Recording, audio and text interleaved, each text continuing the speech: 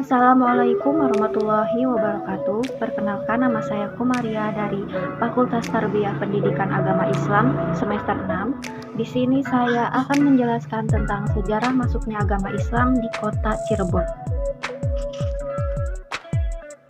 Sejarah masuknya agama Islam di kota Cirebon terjadi dalam dua tahap, yaitu masuknya melalui jalur perdagangan dan jalur pendakwah dari luar kota Cirebon dan disebarkan oleh para penguasa Cirebon secara langsung.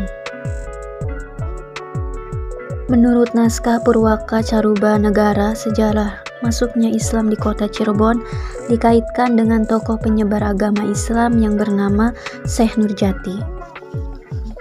Pada ulama inilah Pangeran Walangsungsang berguru agama Islam. Pangeran Walangsungsang yang mempunyai nama Pangeran Cakrabawana ini mempunyai adik perempuan yang bernama Rara Santang dan mempunyai istri yang bernama Nyi Endang Gelis. Mereka membuka pendukuhan baru di suatu daerah yang sebelumnya telah dibangun oleh Ki Gede Alang-Alang. Pembangunan pendukuhan baru tersebut dilakukan atas perintah gurunya, yaitu Syekh Nurjati. Pangeran Walangsungsang diperintahkan untuk membuka pendukuhan di daerah Lemah Wungkuk bersama adik dan istrinya, yaitu di daerah selatan. Perintah gurunya akhirnya ditunaikan pada tanggal 1 Suro pada tahun 1445 Masehi.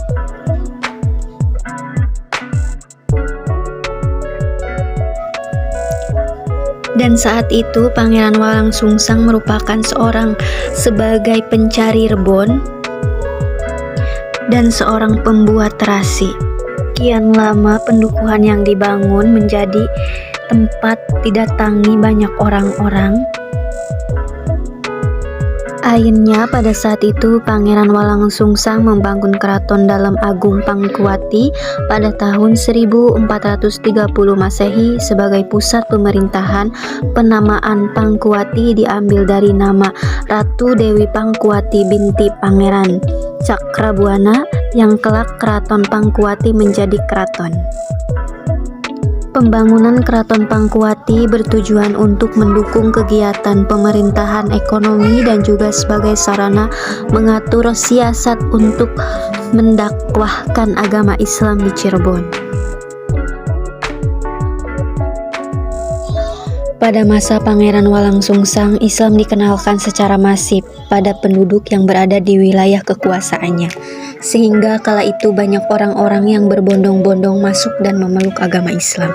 Pada tahap selanjutnya, pemerintahan dan dakwah Islam di Cirebon dilanjutkan oleh Sunan Gunung Jati, dan Pangeran Walangsungsang menikahkan putrinya dengan Sunan Gunung Jati. Selanjutnya, demi tegaknya Islam yang sudah disebarkan oleh para pendahulunya, Sunan Gunung Jati juga mendirikan Kesultanan Cirebon yang merdeka dari Pajajaran. Pada saat itu juga Sunan Gunung Jati mendirikan sebuah Masjid Agung Sang Cipta Rasa yang terletak di samping kiri keraton dan di sebelah barat alun-alun Sunan Gunung Jati, dan menjadikan Masjid Agung Sang Cipta Rasa sebagai pusat dakwah Islam di Cirebon dan sekitarnya. Seiring berjalannya waktu, Islam di kota Cirebon semakin menyebar luas. Hal tersebut dikarenakan dakwah Islam yang dilakukan oleh para ulama, didukung oleh Kesultanan Cirebon yang rajanya memang sebagai penganut agama Islam. Setelah wafatnya Sunan Gunung Jati, dakwah Islam dilanjutkan oleh anak dan keturunannya serta santri-santrinya, sehingga kemudian hari agama Islam menjadi agama mayoritas di kota Cirebon hingga saat ini. Sekian yang dapat saya sampaikan mengenai sejarah masuknya agama Islam di kota Cirebon. Kurang lebihnya saya mohon maaf. Akhirul kalam, wassalamualaikum warahmatullahi wabarakatuh.